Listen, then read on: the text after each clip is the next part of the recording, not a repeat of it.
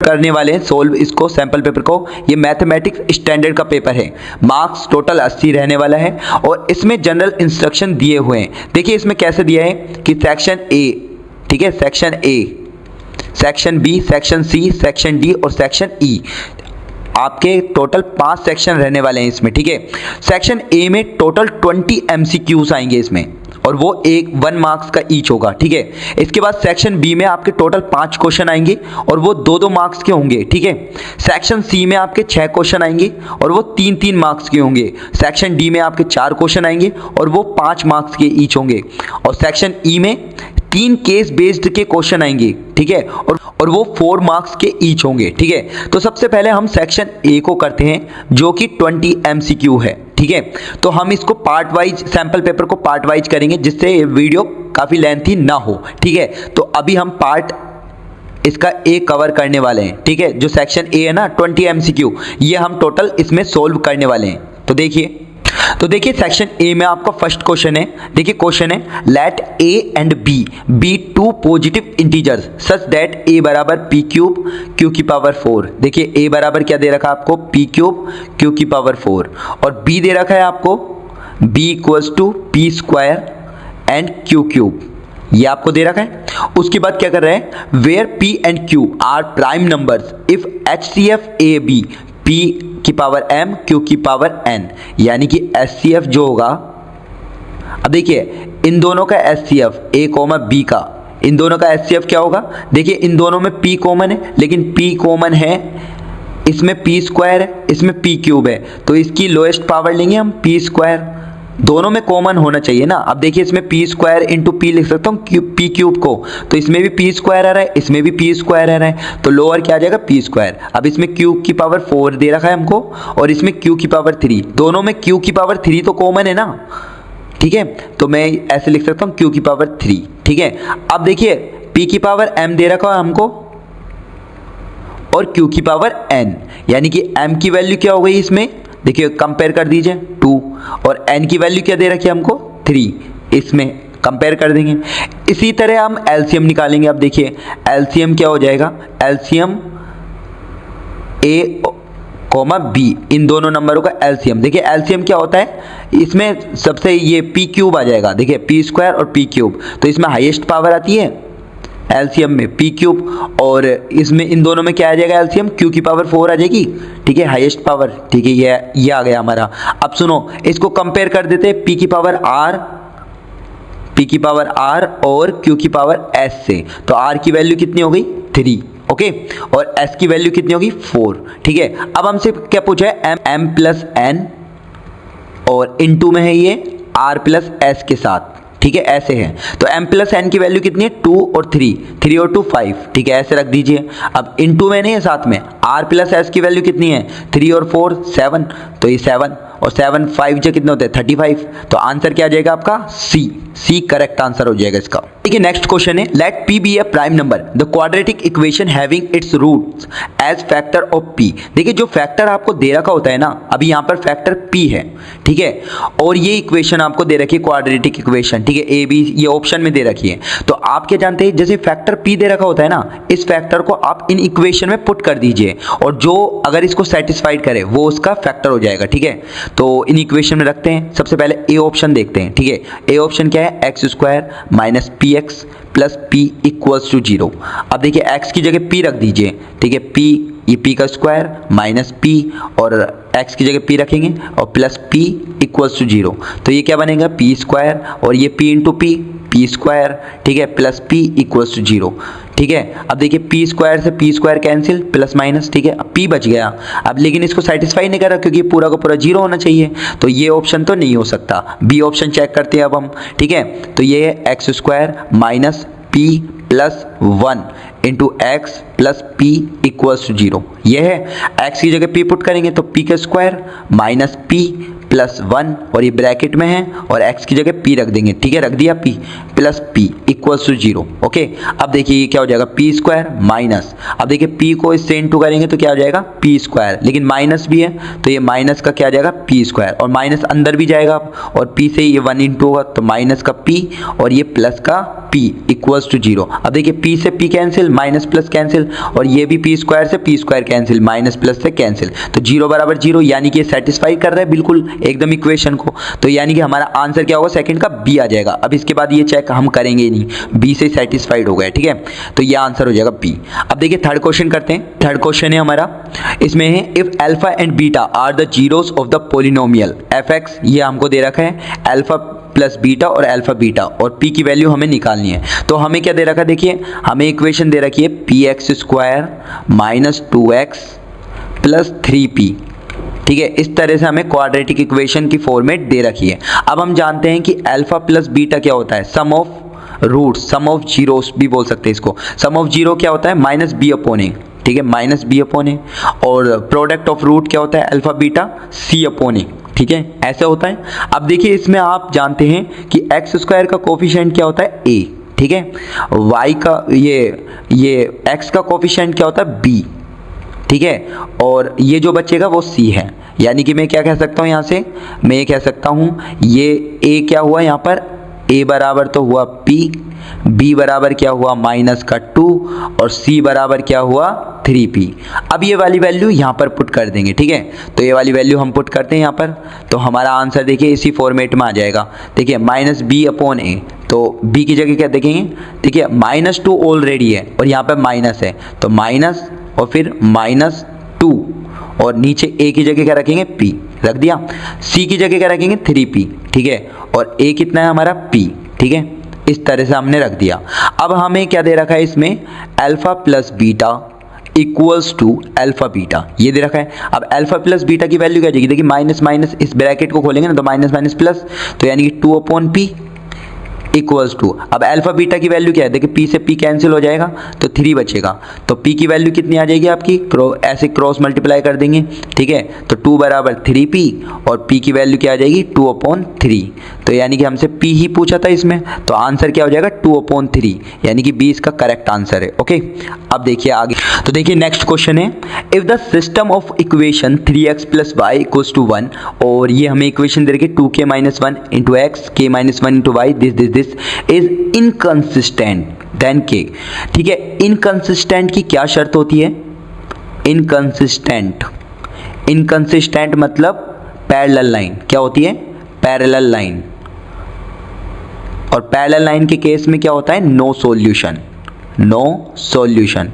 इस कंडीशन में हमारे पास क्या होता है a1 अपॉन a2, ये कंडीशन होता है, आपको याद रखना है, ठीक है। अगर आपको इसके बारे में जानकारी चाहिए तो प्लेलिस्ट में 10th क्लास की प्लेलिस्ट में हमारे चैनल पर आपको मिल जाएगा, तो आप वहां से इसको जान सकते हो, और डिस्क्रिप्शन बॉक्स में भी इसका लिंक दे दिया जाएगा, आप वहां से भी देख सकते हो, ठीक है। a1 अपॉन a2, ठीक है, b1 अपॉन b2, ठीक है, is not equals to c1 upon c2, ये कंडीशन होती है इस केस में, इनकंसिस्टेंट के केस में, ठीक है।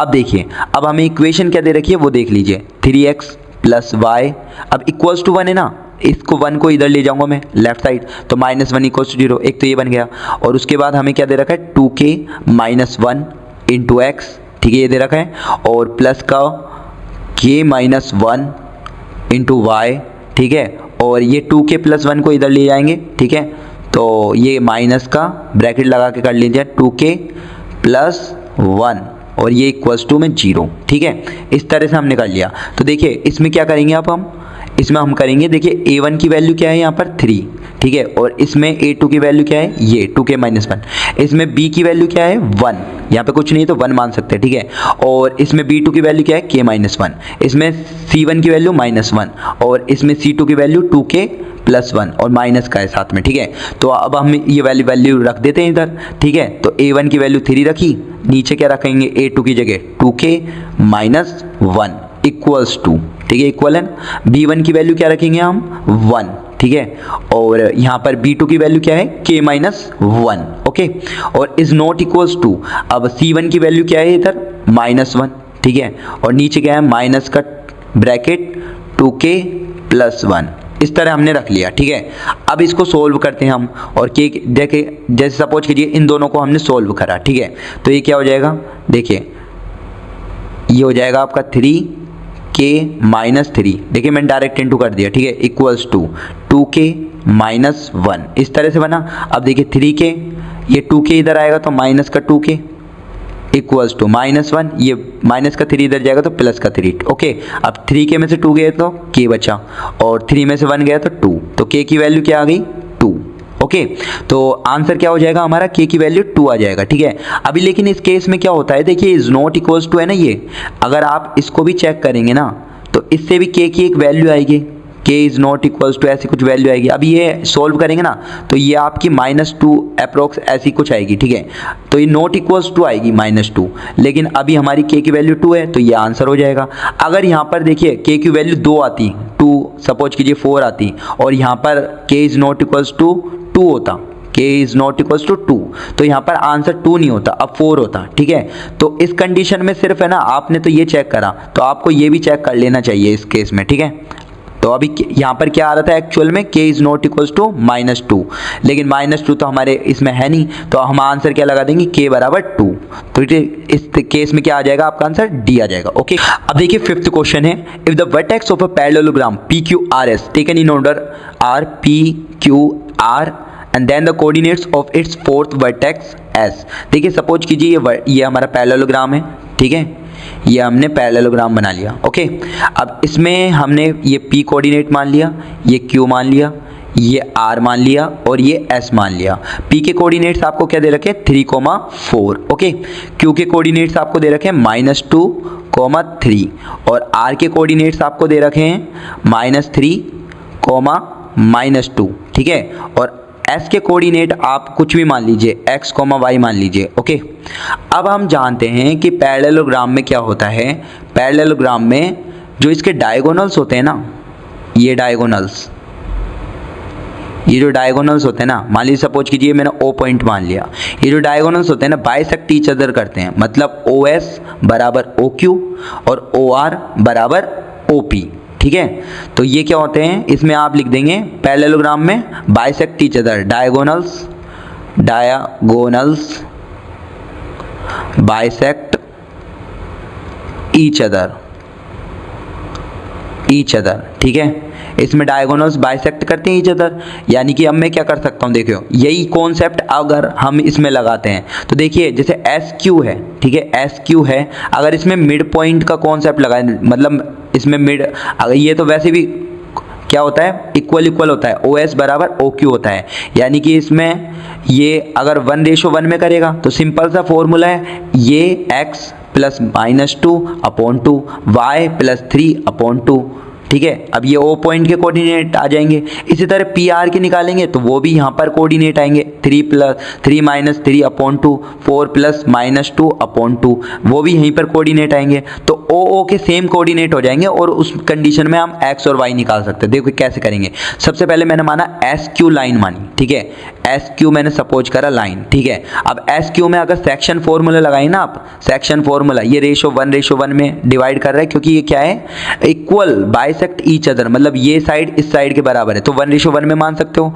तो आप फॉर्मूला लगाएंगे ना, वो कौन सा फॉर्मूला, ये वाला फॉर्मूला, जैसे मान लो ये M है और ये N है, ठीक है, ये M1 M2 मान लो, तो M1x2 plus M2x1 upon M1 plus M2, ये वाला, ठीक है। तो मैं सिंपली जल्दी लगा रहा हूँ इसमें, ठीक है।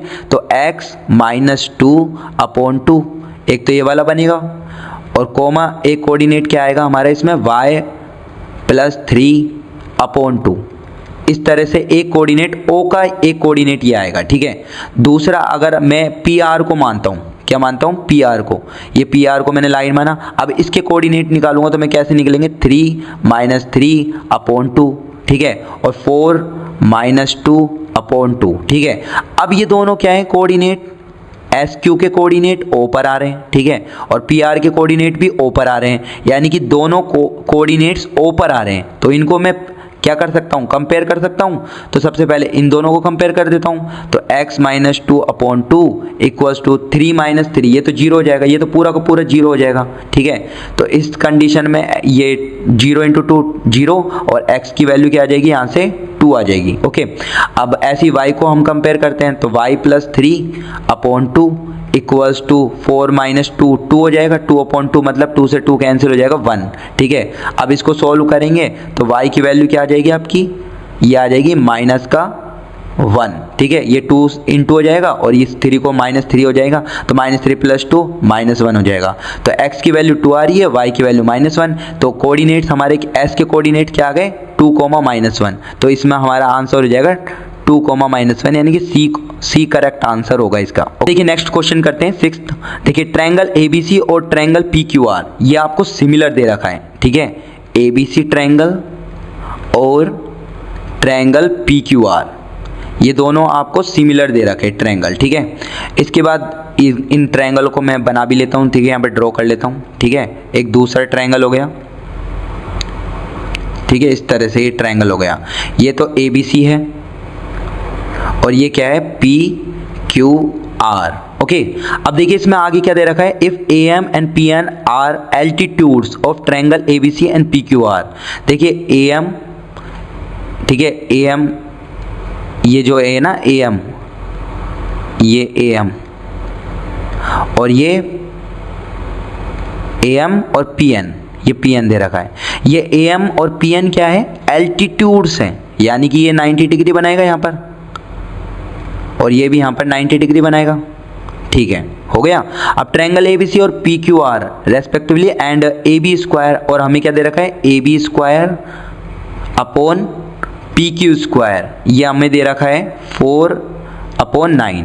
रेशो में दे रखा है तो अपॉन में ऐसे लिख सकता हूँ मैं 4/9। ठीक है, और AM हमसे क्या पूछा है, AM अपॉन PN ये हमसे पूछा है, ये हमें फाइंड आउट करना है। तो इसको कैसे करेंगे, देखिए सबसे पहले हमें ट्रायंगल ABC और PQR के बारे में इंफॉर्मेशन है कि ये सिमिलर है। ठीक है, अब हम जानते हैं कि जो ये ना सिमिलर, ये जो ट्रायंगल सिमिलर है इसमें 6 चीज़ें हिडन होती हैं। क्या होती है, 6 चीज़ें हिडन्स होती है। जैसे इसका साइड का प्रोपोर्शन, जैसे AB upon PQ equals to BC upon QR equals to AC upon PR। ठीक है, ऐसा होता है। और दूसरा इसमें एंगल A बराबर एंगल P, एंगल B बराबर एंगल Q, एंगल C बराबर एंगल R, इस तरह से। तो इसमें मैं क्या कर सकता हूँ, एंगल B और एंगल Q ये दोनों बराबर है। इस ट्रायंगल्स देखो सिमिलर दे रखा है तो हम कर सकते हैं एंगल B बराबर एंगल Q।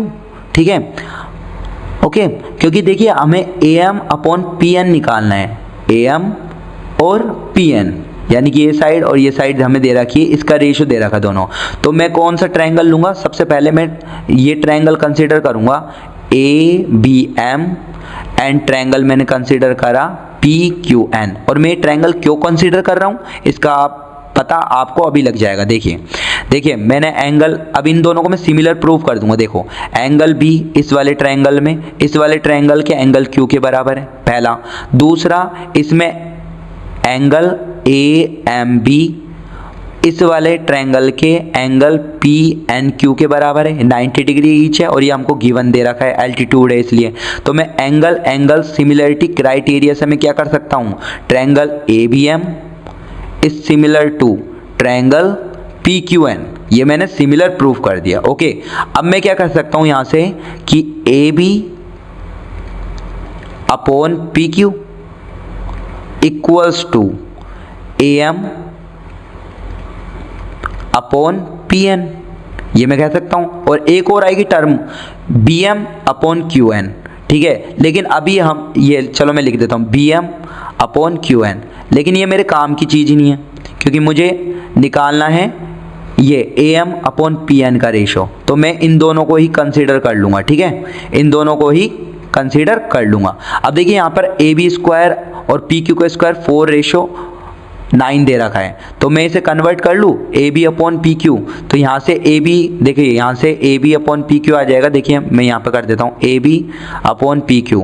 अब देखिए इसका स्क्वायर रूट कर लीजिए, ये स्क्वायर है तो इसका स्क्वायर रूट कर लीजिए, ये स्क्वायर है ना, यहाँ पे रूट में आ जाएगा। अब यहाँ पर अगर इसका स्क्वायर हटाएंगे तो ये 2/3 हो जाएगा। अगर स्क्वायर रूट करें बोथ साइड, यहाँ पे स्क्वायर रूट कर देंगे इनका स्क्वायर रूट, तो या फिर इसका स्क्वायर यहाँ पर रूट कर देंगे तो सीधा 2 और 3 हो जाएगा, सिंपल सा। ठीक है, तो यहाँ पे 3, ये 2, सॉरी यहाँ पे 2, ठीक है 2 और यहाँ पे पी क्यू की जगह 3 रख दिया मैंने। ओके, अब ये ए एम और पी एन आ गए ये ratio, A M upon P N का रेशो क्या आ गया 2/3। तो इसका करेक्ट आंसर क्या हो जाएगा डी। ओके, देखिए नेक्स्ट क्वेश्चन है इफ एक्स, देखिए एक्स दे रखा है tan 60 और फिर साथ में क्या दे रखा है cos 60 और वो इक्वल में क्या दे रखा है sin 60 और फिर cot 60। ठीक है, अब हमसे क्या निकलवा रहा है x फाइंड आउट करवा रहे हैं। तो देखिए tan 60 की वैल्यू क्या होती है √3। ओके, ठीक है, और cos 60 की वैल्यू क्या होती है, cos 60 की होती है 1/2। ओके, इक्वल्स टू sin 60 की वैल्यू होती है √3/2 और cot 60 की वैल्यू होती है, ये होती है आपकी 1/√3। इस तरह से ये वाली वैल्यू हम पुट कर देंगे। अगर आपको ये tan theta, sin theta, cot theta इनकी वैल्यू कैसे निकाली तो हमें कमेंट बॉक्स में टाइप कीजिएगा, हम इसका एक और वीडियो सेपरेट बना देंगे। अब देखिए अब क्या करेंगे हम, तो ये हमारा क्या आ गया, अब इसको यहाँ पे ले जाएंगे, ये देखिए √3 से √3 कैंसिल। ठीक है, और अब x बराबर क्या आ जाएगा हमारा, देखिए 2 से 2 कैंसिल भी हो जाएगा, तो x बराबर आ जाएगा 1/√3। ठीक है, इस यहाँ पर 1 बचेगा तो √3 इंटू में ये नीचे चल जाएगा तो 1/√3। अब हमें आंसर में क्या दे रखा है cos 60, इसकी वैल्यू 1/√3 होती है, नहीं होती।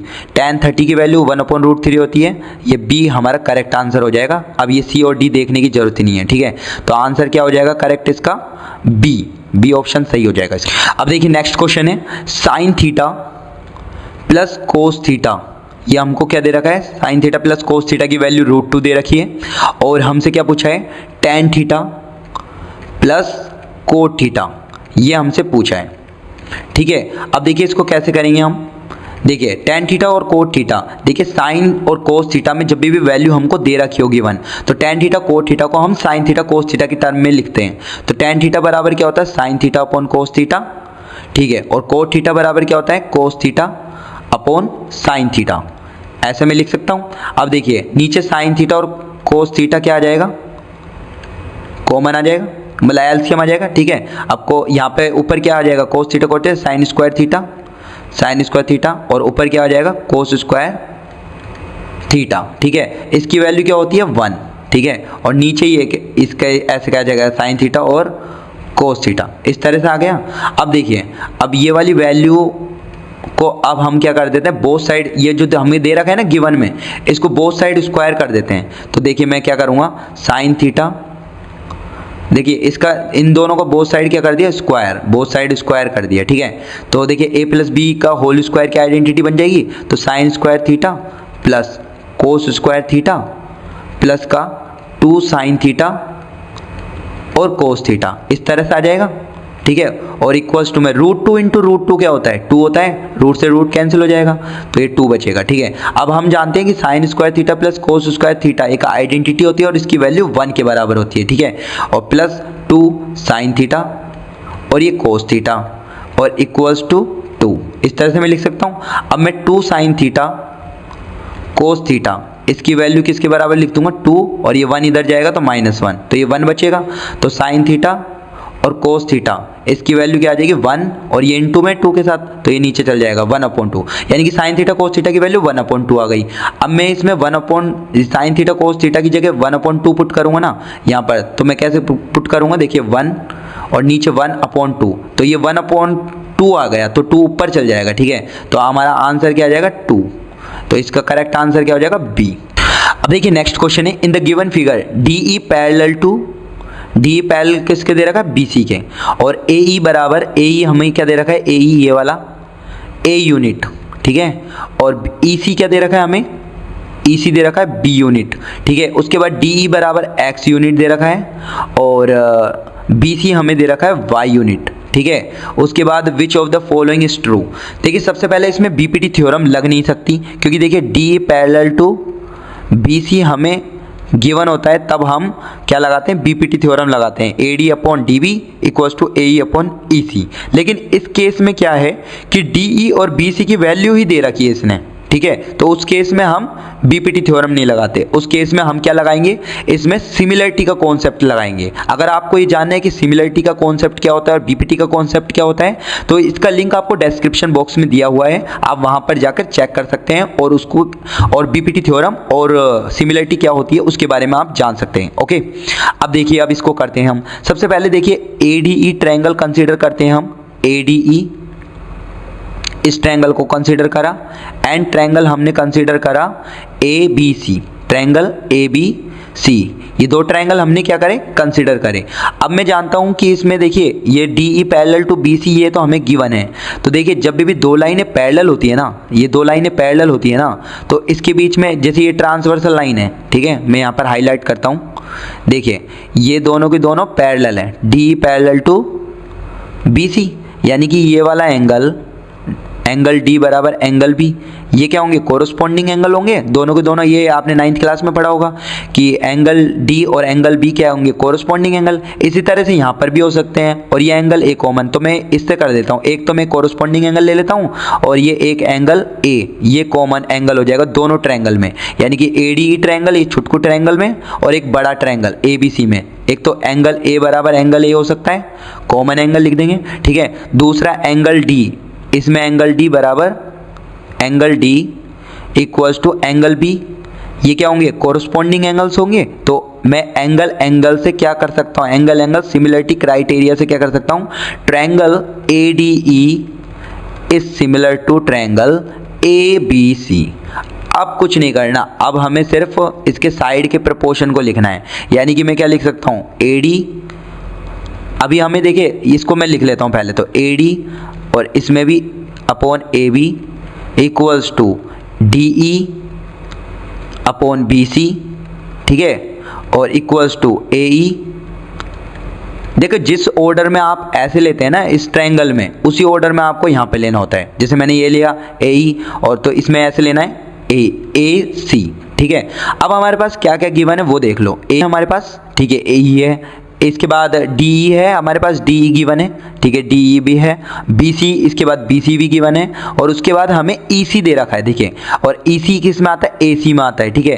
तो ये हम AC कंसीडर कर लेते हैं, फिर उसके बाद उसमें सब्ट्रैक्ट करके EC को भी निकाल लेंगे। तो ये वाला हम कंसीडर नहीं करते, इन दोनों को कंसीडर करके हम वैल्यू निकालते हैं, ठीक है। तो DE की वैल्यू हम रख देते हैं यहाँ पर X, जो हमें दे रखी है। BC की वैल्यू क्या दे रखी है हमें, Y, ये भी रख देते हैं, इक्वल्स टू AE की वैल्यू क्या दे रखी है हमें, A यूनिट, ठीक है। और AC की वैल्यू हमें क्या दे रखी है, AC की वैल्यू हमें डायरेक्ट नहीं दे रखी। तो मैं देखिए AC को मैं क्या लिख सकता हूँ, यहाँ से AC को मैं क्या लिख सकता हूँ, AE प्लस EC, क्या लिख सकता हूँ, AE प्लस EC, ठीक है, ये लिख सकता हूँ। अब AE की वैल्यू तो A है और EC की वैल्यू क्या है, B है, ठीक है। तो मैं इसे क्या लिख सकता हूँ, A प्लस B। अब हमारे पास देखिए ऑप्शन क्या है, देखिए x की टर्म में और y की टर्म में, या फिर रेशियो की टर्म में, x upon y, a upon b, ये तो है नहीं, d तो आ ही नहीं सकता। तो उसके बाद चेक कर लेते हैं, x की वैल्यू क्या हो जाएगी, y, ठीक है, और a into y, cross multiply कर दिया, और अपॉन में a प्लस बी, ये वाला।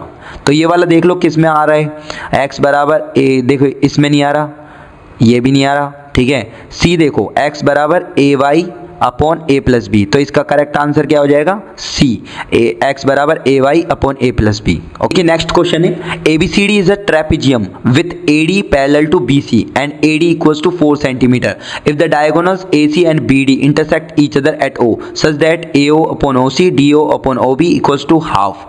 ठीक है, इसको कैसे करेंगे, सबसे पहले ट्रेपेजियम बनाते हैं हम, ये हमारा ट्रेपेजियम हुआ, ठीक है, ये ट्रेपेजियम हुआ, ठीक है। अब इसमें हम साइड लिख देते हैं, ये तो AD और ये क्या हुआ हमारा BC, ठीक है, इसी ऑर्डर में ABCD, ठीक है, हो गया। तो AD पैरेलल टू क्या दे रखा है हमें, BC, ये दोनों पैरेलल दे रखा है, और AD की वैल्यू कितनी दे रखी है, 4 सेंटीमीटर, ओके। और डायगोनल AC और BD हमें, ये देखिए डायगोनल हम बना देते हैं, इसको हाईलाइट कर देते हैं, ये हमारा AC हो गया और ये हमारा BD हो गया, ठीक है, ये अपना BD हो गया और ये AC हो गया, ओके। अब हमें इसमें देखिए क्या दे रखा है, AO upon OC equals to DO upon O B, और इसकी वैल्यू किसके बराबर दे रखी है, हाफ। और हमसे क्या पूछा है इसमें, बी सी की वैल्यू पूछी है कि बी सी की वैल्यू कितनी होगी। तो देखिए इसको कैसे करेंगे, और जो ये है ना इंटरसेक्टिंग पॉइंट इनके डायगोनल का, वो क्या है, ओ पॉइंट। अब आप एक बात जानते हैं कि आपको रेशो दे रखा है ए ओ अपॉन ओ सी, और यहाँ पे दे रखा है D O upon O B, ये रेशो दे रखा है। तो अगर हम इसमें देखिए जो रेशो दे रखा है वो इस ट्रायंगल में आ रहा है, एक तो एओडी ट्रायंगल में और एक बीओसी ट्रायंगल। अगर हम इन दोनों ट्रायंगल को सिमिलर प्रूफ कर दे तो हमारा काम आसान हो जाएगा। तो हम इनको सिमिलर प्रूफ करते हैं। तो हमने कंसीडर करा तो हमने ट्रायंगल माना ए ओ डी, ठीक है, एंड ट्रायंगल माना, देखिए इस वाला, ये दो पैरेलल लाइन होती है ना आपस में, तो ये वाला एंगल इस वाले एंगल के बराबर होता है। तो आप जैसे ए ओ डी मान रहे हैं तो यहाँ से मानेंगे सी ओ बी, ठीक है। तो एक ट्रायंगल मैंने माना सी ओ बी, ठीक है, ये दो ट्रायंगल मान लिए। अब इसमें हमें ये दे रखा है गिवन में, तो हम लिख सकते हैं A O upon O C equals to D O upon O B, ये तो हमें गिवन है। उसके बाद हम क्या कर सकते हैं, देखिए ये वाला जो है ना एंगल ए ओ डी, ये वर्टिकली अपोजिट एंगल है बी ओ सी के बराबर, ठीक है। तो मैं क्या लिख सकता हूँ, angle A O D equals to angle B O C, और ये दोनों क्या है, वर्टिकली अपोजिट एंगल्स, ठीक है। तो यहाँ पर मैं साइड एंगल साइड से क्या कर सकता हूँ कि ये जो साइड एंगल साइड, इसको इस जो सिमिलरिटी क्राइटेरिया ना, इस सिमिलरिटी क्राइटेरिया से मैं क्या कर सकता हूँ, triangle AOD is similar to triangle COB, ये सिमिलर हो गया। अब हम इसमें साइड का प्रपोर्शन लगा सकते हैं, तो एओ अपॉन ओ सी या C O equals to O D upon O B, ठीक है, इक्वल्स टू ए डी। देखो जिस ऑर्डर में यहाँ पर चल रहा है ना, उसी ऑर्डर में ऐसे चलना है। ये सी बी नीचे क्या आ गया, सी बी।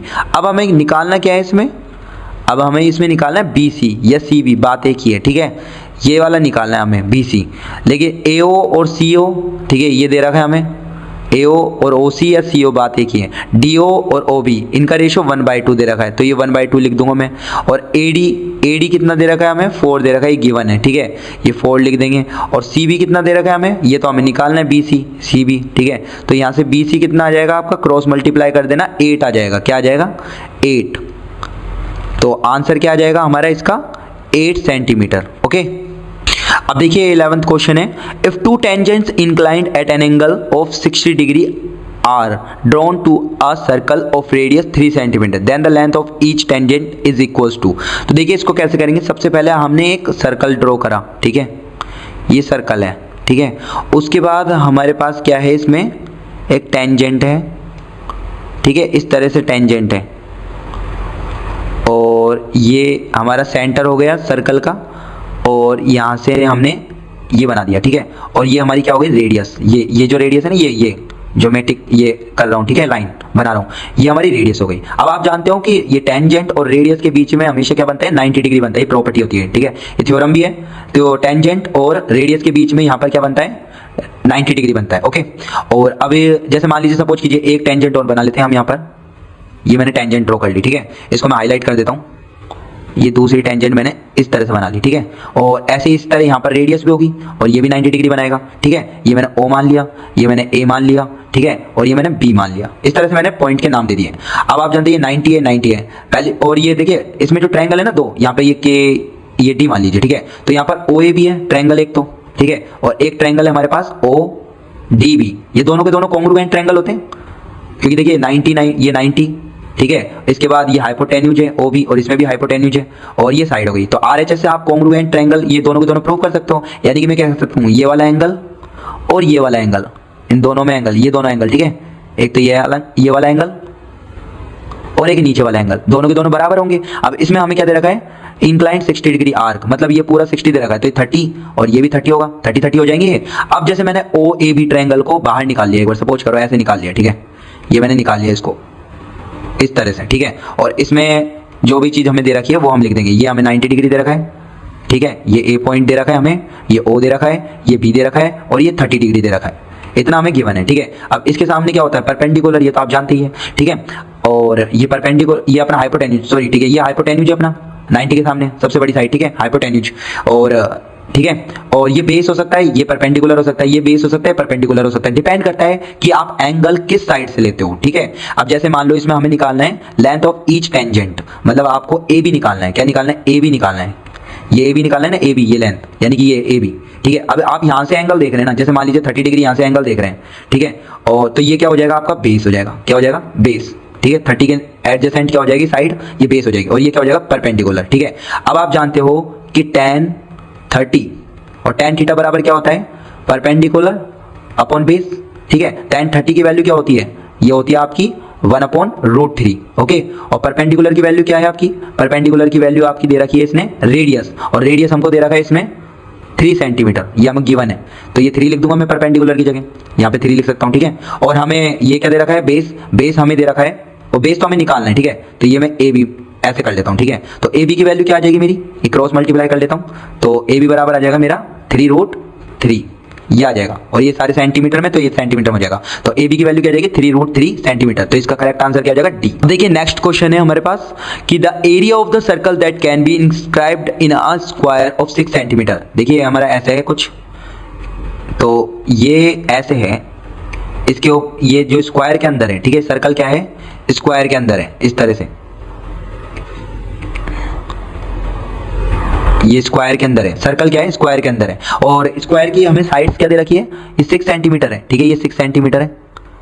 ठीक है, ये भी 6 है, ये 6 है, ये भी 6 है, क्योंकि स्क्वायर है ना। अब देखिए कॉमन सेंस की बात है, ये 6 है पूरा का पूरा, तो ये अगर इसका डायमीटर बात की जाए, डायमीटर इसकी साइड बराबर होगी, ये 6 है तो ये भी 6 होगा, और रेडियस कितनी होगी? 3 सेंटीमीटर।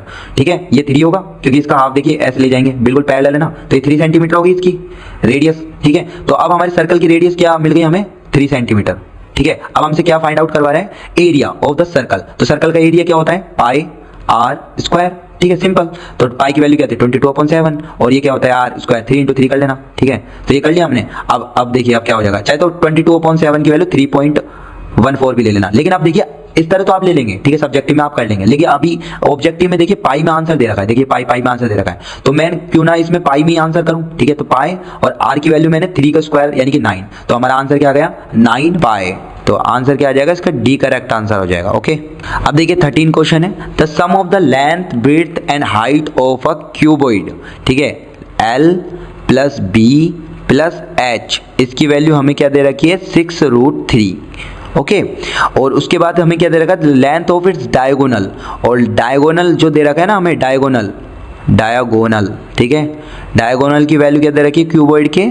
वो हमें दे रखी है 2√3। ओके, ये दे रखिए। टोटल सरफेस एरिया निकालना है हमें क्यूबॉइड का।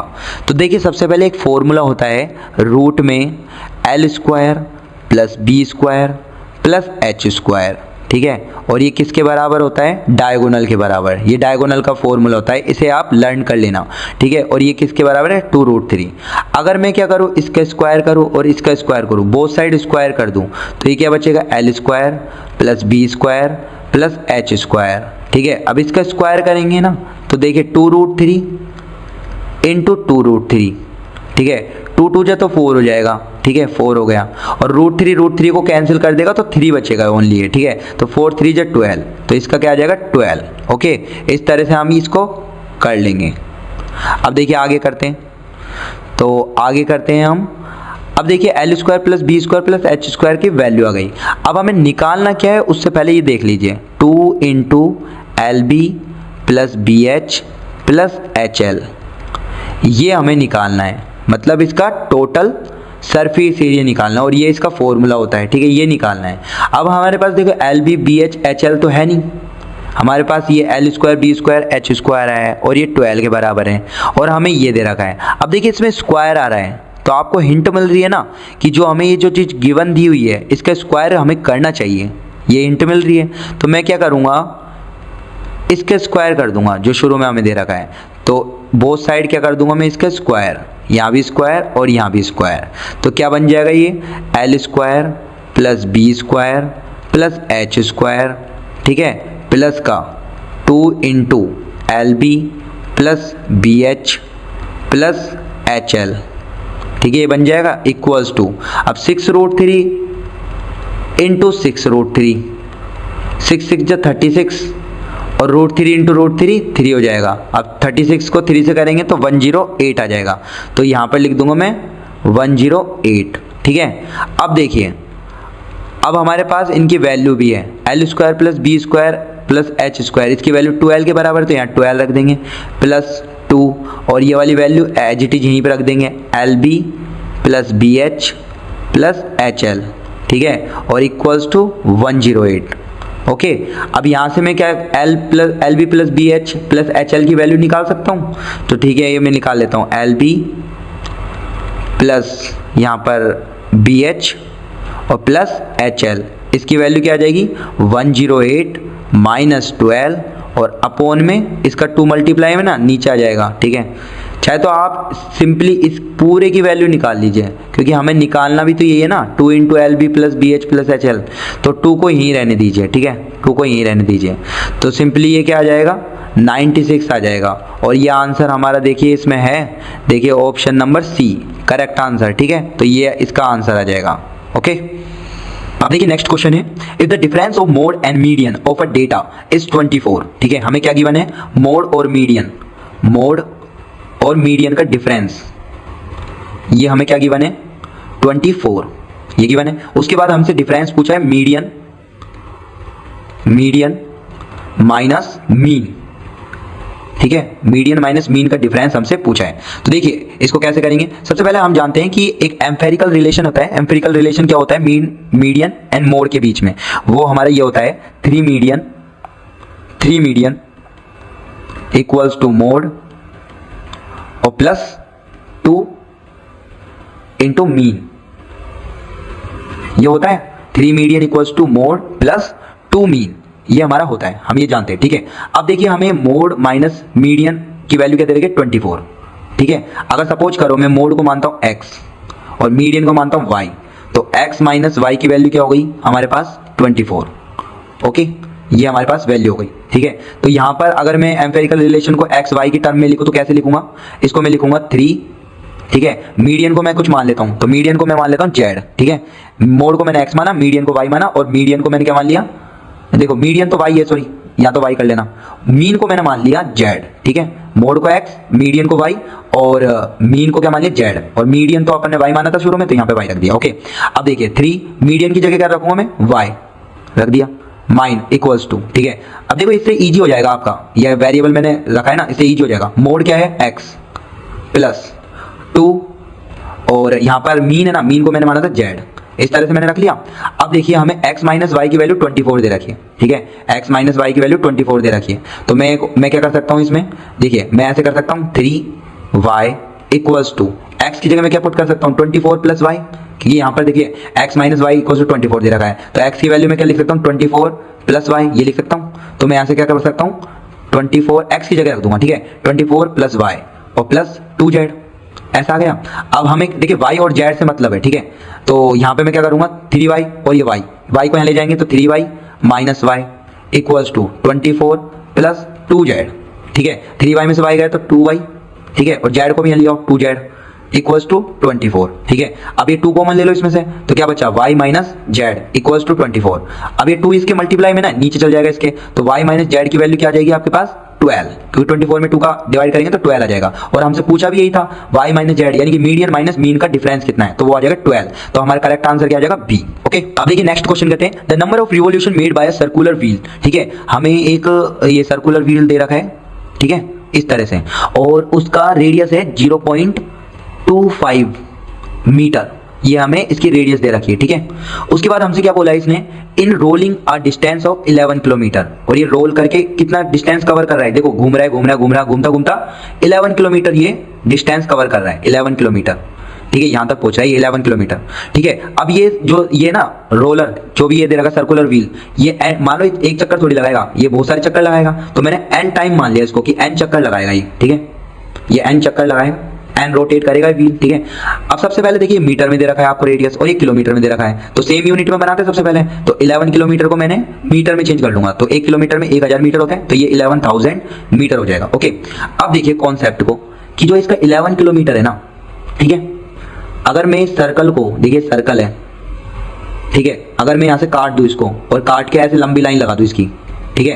तो ये सर्कल का ये जो आउटर सरफेस होता है ना, आउटर लाइन ये वाली, ये इसकी सरकमफेरेंस होती है, और ये सर्कल इस पर घूम रहा है घूम रहा है घूम रहा है। तो इसके जो छोटे छोटे पार्ट होंगे ना, जैसे ये पूरे की पूरी एक लेंथ है, तो ये लेंथ यहाँ पर इतनी जुड़ी, फिर इतनी जुड़ी, फिर इतनी जुड़ी, फिर इतनी जुड़ी, तो ये इसका सरकमफेरेंस है ना, और ये एन टाइम चक्कर लगा रहा है। तो कॉन्सेप्ट क्या बनता है कि जैसे इसका 2πr, ठीक है, इसकी सरकमफेरेंस एक बार, और ये एन टाइम चक्कर लगा रहा है, तो एन से मल्टीप्लाई करना पड़ेगा इसको, एन बार रोटेट कर रहा है ना व्हील, ठीक है, एन टाइम चक्कर लगाएगा। और ये किसके बराबर है, ये 11,000 मीटर के बराबर है। तो ये कॉन्सेप्ट बन गया। अब देखिए यहाँ पर वैल्यू पुट कर देते हैं 2, ठीक है, और यहाँ पर पाई की वैल्यू 22/7 और आर की वैल्यू हमें 0.25 दे रखी है, यानी कि 25/100, मैं ऐसे लिख सकता हूँ इसको। और यहाँ पर एन की वैल्यू हमें पता नहीं है, 11 और ये 1000, एन तो हमें निकालना है, ठीक है। अब इसको आप सोल्व कर लीजिए, तो एन बराबर क्या आ जाएगा, सबसे पहले इसको यहीं पे सोल्व कर लीजिए थोड़ा बहुत, ठीक है। 2 1 2 और ये 50 टाइम कट जाएगा, 25 से ये 2 टाइम कट जाएगा, 2 से ये 11 टाइम कट जाएगा, और ये 11 से 1 टाइम ऐसे कट जाएगा, ठीक है। तो ये क्या आ जाएगा, 7 × 1000, यानी कि 7000 इतने इसको रोटेट होना पड़ेगा, इतने साइकिल लगाएगा, इतने चक्कर लगाएगा ये, जब जाके 11 किलोमीटर डिस्टेंस को कवर कर पाएगा। तो हमारा क्या हो गया आंसर, इसका नंबर ऑफ रिवोल्यूशन, इसका आंसर आ जाएगा डी, 7000। ओके, अब देखिए नेक्स्ट क्वेश्चन है। तो इसमें नेक्स्ट क्वेश्चन है, for the following distribution, class आपको दे रखा है, देखिए यहाँ पर क्लास लिख देते हैं, और यहाँ पर आप फ्रीक्वेंसी लिख लीजिए, ठीक है। अब देखिए, अब हम इसको करते हैं, ठीक है, इस तरह से। तो क्लास हमें दे रखा है इंटरवल में 0 to 5, देखिए ये लोअर लिमिट होती है और ये अपर लिमिट होती है, ठीक है। ये 0 to 5, फिर उसके बाद 5 to 10, उसके बाद 10 to 15, उसके बाद 15 to 20, और उसके बाद 20 to 25, इस तरह से दे रखा है। और इनकी फ्रीक्वेंसी क्या दे रखी है, कोरस्पॉन्डिंग 10 और 15 और 12, 20 एंड 9, इस तरह से हमें दे रखी है। अब हमसे क्या पूछा है, the sum of the lower limit of the median and the mode class is. तो सबसे पहले देखिए मोड क्लास तो आसान है इसमें मोड निकालना, तो मोड तो हम निकाल देंगे। देखिए सबसे ज्यादा फ्रीक्वेंसी किसकी है, इसकी 20 है सबसे ज्यादा, तो इसके कोरस्पॉन्डिंग में क्या आ जाएगी, मॉडल क्लास ये। तो मॉडल क्लास के लिए जो इसका इंटरवल होगा ना 15 to 20, इसमें जो ये वाला है ना 15, ये लोअर लिमिट है, तो इसके लिए 15 आ गई लोअर लिमिट मोड क्लास के लिए, ठीक है, मॉडल क्लास के लिए। अब हम मीडियन की बात करते हैं, तो मीडियन के लिए हमें क्या निकालना पड़ेगा, कम्युलेटिव फ्रीक्वेंसी। तो कम्युलेटिव फ्रीक्वेंसी क्या होती है, जैसे 10 लिख दिया, अब 10 to 15 ये 25 लिख दिया, 25 और 12 कितना होता है, 7 और ये 3, 37 हो गया, फिर 37 और ये 20 कितना हो गया, ये आपका हो गया 57, ठीक है, फिर 57 और 9 कितना हो गया, 66, इस तरह से। अब इसके बाद अब हम क्या निकालते हैं इसमें, n/2, क्या निकालते हैं, n/2। तो हम चेक करते हैं n/2, और यहाँ पर n की वैल्यू क्या आती है, 66, चाहे तो इसका सम कर लो, ये भी 66 आएगा, और इसकी CF की जो एंड की वैल्यू है ना, वो इसके बराबर ही होती है, तो 66/2 करेंगे, तो ये कितना आएगा, 33। अब 33 से इमीडिएटली जो बड़ा है ना नंबर, वो यही है 37, CF की लाइन में देखेंगे सिर्फ, ठीक है। तो 25 तो छोटा है, 33 कहाँ पर है, 33 से इमीडिएटली बड़ा 37 ही है, ठीक है। तो इसी के रेस्पेक्ट में ना, देखिए 37 के रेस्पेक्ट में ये वाली जो है ना, ये वाली लाइन, ये वाला, ये आपकी हो जाएगी मीडियन क्लास, ठीक है। अब इसमें लोअर लिमिट क्या हो जाएगी, 10 और अपर लिमिट 15। अब हमसे लोअर लिमिट पूछा है, तो देखिए, तो लोअर लिमिट क्या हो जाएगी इसकी, 10 मीडियन क्लास की, ओके। अब हमसे क्या पूछा, सम पूछा है लोअर लिमिट का, मीडियन क्लास का और मॉडल क्लास का। तो मॉडल क्लास का कितना आया था, 15, और मीडियन क्लास का कितना आया, 10। तो इन दोनों का सम करोगे तो 25 आएगा, ठीक है। तो आंसर हमारा क्या हो जाएगा, 25 बी। अब देखिए नेक्स्ट क्वेश्चन है, 2 डाइस आर रोल्ड साइमल्टेनियसली। अब देखिए नेक्स्ट क्वेश्चन है, 2 dice are rolled simultaneously, what is the probability that 6 will come up at least once. देखिए 2 डाइस है, ठीक है, 2 डाइस है, ओके। अब 2 डाइस है तो इसकी प्रोबेबिलिटी कितनी हो जाएगी, टोटल आउटकम्स 6 × 6 यानी कि 36। अगर हम इसका सैंपल बनाएं, अगर हम इसका सैंपल पीस बनाएं, तो इसमें कितने नंबर आएंगे, इसमें देखिए 36 इसमें आउटकम्स आएंगे, यानी कि कैसे, मान लो एक डाइस उछाला आपने, दोनों डाइस उछाले, एक में 1 आया, एक में 1 आया, दोनों में 1 1 आया, फिर क्या होगा, एक में 1 आया, एक में 2 आया, फिर एक में 1 आया, एक में 3 आया, ऐसे ऐसे करते हुए हम सारे लिख लेते हैं। एक में 4 आया, फिर एक में 1 आया, एक में 5 आया, फिर एक में 1 आया और एक में 6 आया। इसी तरह से अब एक को फिक्स कर देंगे, एक में 2 आया, दूसरे में 1, फिर 2,2, फिर 2,3, फिर 2,4, ठीक है, 2,5, 2,6, ठीक है। फिर इसके बाद एक को फिक्स कर देंगे 3,1, दूसरे में 1 आया, एक में 3 आया, दूसरे में 2 आया, ऐसे 3,3, 3,4,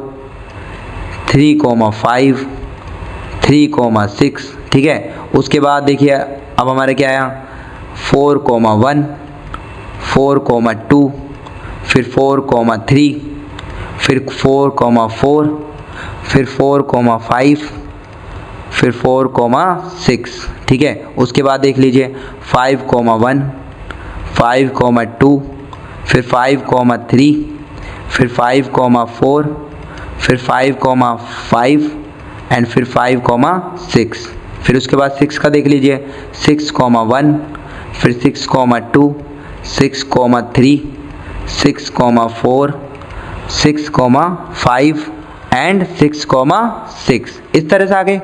अब देखिए हमें इसमें क्वेश्चन में क्या पूछा है हमसे, क्वेश्चन में पूछा है what is the probability that 6 will come up at least once, मतलब 6 आपका मतलब है ना 2 डाइस उछाले आपने, तो है ना 6 कम से कम एक बार 6 आ जाए, ठीक है, 2 बार भी आ सकता है, ठीक है। तो 2 मतलब एटलीस्ट एक बार तो 6 आना ही चाहिए। अब देखिए कौन से पेयर में एक बार 6 आ रहा है, एक तो इसमें आ रहा है, ठीक है, एक इसमें आ रहा है, उसके बाद एक इसमें आ रहा है, एक इसमें आ रहा है, उसके बाद एक इसमें आ रहा है, ठीक है, इसमें आ रहा है, इसमें आ रहा है, इसमें एंड के तो सभी में आएंगे, ठीक है।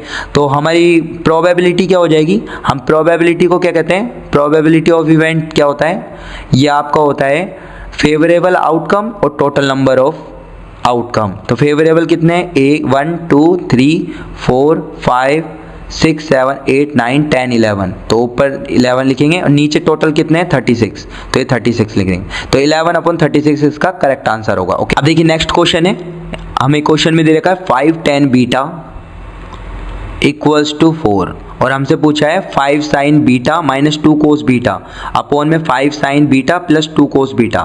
तो देखिए हमें क्या दे रखा है 5 sin beta minus 2 cos beta इस तरह से, और नीचे हमें क्या दे रखा है 5 sin beta plus 2 cos beta इस तरीके से, ठीक है।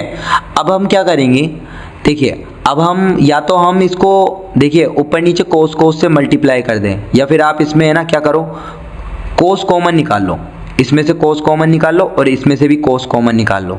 तो मैंने कोस बीटा कॉमन निकाला, ठीक है, तो इसमें क्या बचेगा 5 sin बीटा और अपॉन कोस बीटा, ठीक है, और माइनस का 2 बचेगा यहाँ तो, क्योंकि मैंने कोस बीटा कॉमन निकाल लिया और नीचे से भी मैंने कोस बीटा कॉमन निकाल लिया, ये कोस बीटा कॉमन निकाल लिया, तो यहाँ क्या बचेगा 5 sin बीटा और यहाँ पे कोस बीटा, कोस कॉमन निकाले ना तो नीचे जाएगा, और प्लस का कितना बचेगा 2, यहाँ से तो सब कुछ गायब हो जाएगा कोस बीटा का, ठीक है। तो कोस बीटा से कोस बीटा कैंसिल, ऊपर नीचे ना, ठीक है। अब ये 5 आपको पता है कि साइन थीटा अपन कोस थीटा क्या होता है tan थीटा, तो ये साइन बीटा कोस बीटा क्या हो जाएगा tan बीटा, ठीक है, और ये -2 लिख रखा है और नीचे क्या लिख रखा है 5 tan बीटा प्लस 2, ठीक है। tan बीटा 5 tan बीटा की वैल्यू डायरेक्ट आपको दे रखी है 4, तो 5 tan बीटा की जगह मैं 4 रख सकता हूँ, 4 - 2 और यहाँ पर भी 4 + 2, तो ये क्या आ जाएगा 2/6, यानी कि इसको कैंसिल आउट करेंगे तो 1/3, तो इसका करेक्ट आंसर क्या हो जाएगा 1/3 ए। देखिए नेक्स्ट क्वेश्चन है हमारा 19 अब ये देखिए असर्शन और रीजन के क्वेश्चन है, तो इसको थोड़ा केयरफुली आप रीड आउट कीजिएगा। देखिए क्वेश्चन दे रखा है, असर्शन हमें दे रखा है if product of 2 numbers is 5 7 8 0, मान लीजिए प्रोडक्ट 2 नंबर का a इंटू बी आपको दे रखा है 5 7 8 0, ओके, और SCF दे रखा है, इन दोनों का जो SCF आएगा ना वो आपको SCF दे रखा है इन्होंने 17, okay. Then their LCM is 340, यानी अब LCM इसका क्या आना चाहिए 340। अब हम जानते हैं कि जब 2 नंबर का प्रोडक्ट होता है, 2 नंबर का प्रोडक्ट होता है वो किसके बराबर होता है SCF इंटू LCM, इसके बराबर होता है।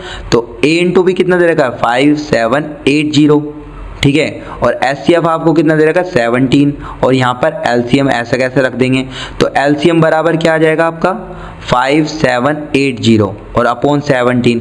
अब देखिए 17 3 जा 51 और 6 बजा 17 4 जा 68 और 0 340।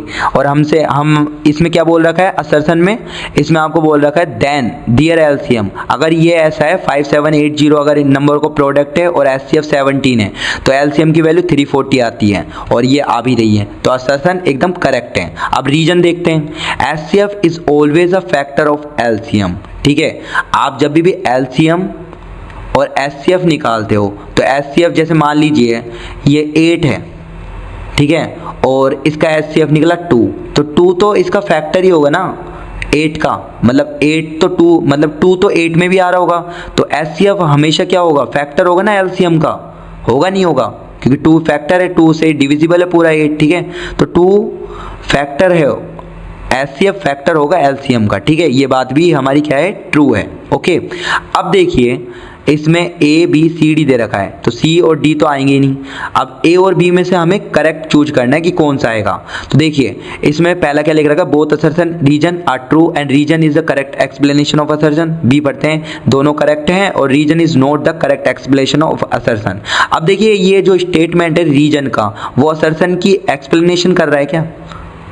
इसमें तो सिर्फ इतना बता रखा है कि HCF always a factor of LCM, मतलब एचसीएफ जो होता है ना एलसीएम का एक फैक्टर होता है। ठीक है, तो इसका इससे क्या लिंक है? इससे तो कुछ लिंक नहीं है, क्योंकि इसमें तो प्रोडक्ट है और एचसीएफ इंटू एलसीएम करा था हमने और इससे एलसीएम निकाल दिया था। इसमें फैक्टर का तो कोई जिक्र नहीं है, ये वाला फॉर्मूला लगाया था हमने और कर लिया था। तो ठीक है, इसका करेक्ट एक्सप्लेनेशन रीजन नहीं दे रहा, तो इसका करेक्ट आंसर हमारा क्या आ जाएगा? बी इसका करेक्ट आंसर हो जाएगा। Both assertion reason are true, ठीक है, लेकिन reason is not the correct explanation of assertion A, तो इसका बी करेक्ट आंसर होगा। ओके, तो देखिए नेक्स्ट क्वेश्चन है हमारा। सबसे पहले असर्शन दे रखा है if the coordinates of the mid points of the side A B and A C. देखिए सबसे पहले एक ट्रायंगल बनाएंगे हम, ठीक है, बना लिया, और उसके बाद इसमें दे रखा है ए बी सी ट्रायंगल में डी क्या है? मिड पॉइंट है और ई भी मिड पॉइंट है एसी साइड का, respectively then B C equals to 20 unit. तो हमें प्रूव करना है कि B C equals to 20 unit आता है क्या। सबसे पहले ए बी सी एक ट्रायंगल बनाया, ए बी साइड का मिड पॉइंट क्या है? डी। ओके, ये हमें गिवन है, और ए सी साइड का मिड पॉइंट क्या है? ई। जब भी ये दोनों देखो ए बी साइड का मिड पॉइंट है और ए सी साइड का मिड पॉइंट है, जब भी ये मिड पॉइंट हमें गिवन होते हैं, तो आपने क्लास 9 में पढ़ा होगा मिड पॉइंट थ्योरम, तो हम यहाँ पे मिड पॉइंट थ्योरम कॉन्सेप्ट लगाते हैं according to mid point theorem. और मिड पॉइंट थ्योरम के अकॉर्डिंग क्या होता है? D parallel to B C, ये होता है जब ये मिड पॉइंट होते हैं दोनों साइड के, ठीक है, तो D parallel to B C और डी बराबर क्या होता है? हाफ ऑफ बी सी, इस तरह से होता है। अब देखिए डी के कोऑर्डिनेट्स आपको क्या दे रखे हैं? 3,5 3,5 और ई के कोऑर्डिनेट्स क्या दे रखे हैं? -3,3 इस तरह दे रखा है, -3,-3, ठीक है, ये भी -3 दे रखा है।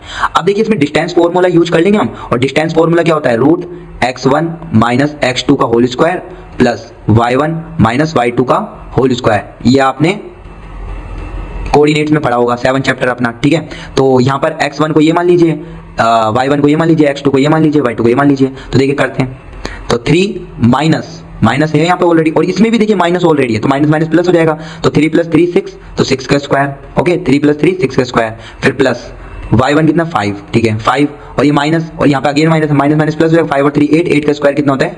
चलो 8 का स्क्वायर लिख लेता अभी, ठीक है, 6 का स्क्वायर 36 और 8 का स्क्वायर 64। अब इन दोनों को ऐड करेंगे तो 100 आ जाएगा, और 100 का रूट क्या होता है? 10, ठीक है। अब ये किसकी वैल्यू आई? डी ई की वैल्यू आई 10 यूनिट, ठीक है, डी की वैल्यू आई 10 यूनिट। अब हमें बी सी निकालना है ना, बी सी इसने 20 यूनिट दे रखा है कि then B C equal to 20 unit, तो हमें प्रूव करना है बी सी 20 ही आ रहा है या नहीं आ रहा।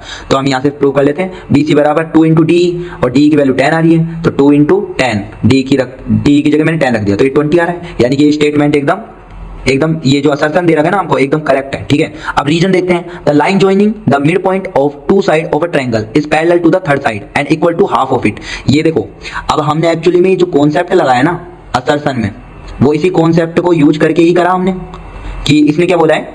Line joining the mid point of two side इस, देखो ए बी का mid point D, A C का मिड पॉइंट ई, जब इन दोनों मिड पॉइंटों को हम ज्वाइन करते हैं तो डी पैरेलल होता है बी सी के, और डी बराबर हाफ ऑफ बी सी होता है। इसी कॉन्सेप्ट को यूज करा है, यानी कि जो इसमें रीजन दे रखा है ना, ये एकदम सॉलिड रीजन दे रखा है। असर्शन के लिए, मतलब रीजन असर्शन को एकदम क्लियरिफाई कर रहा है, ठीक है।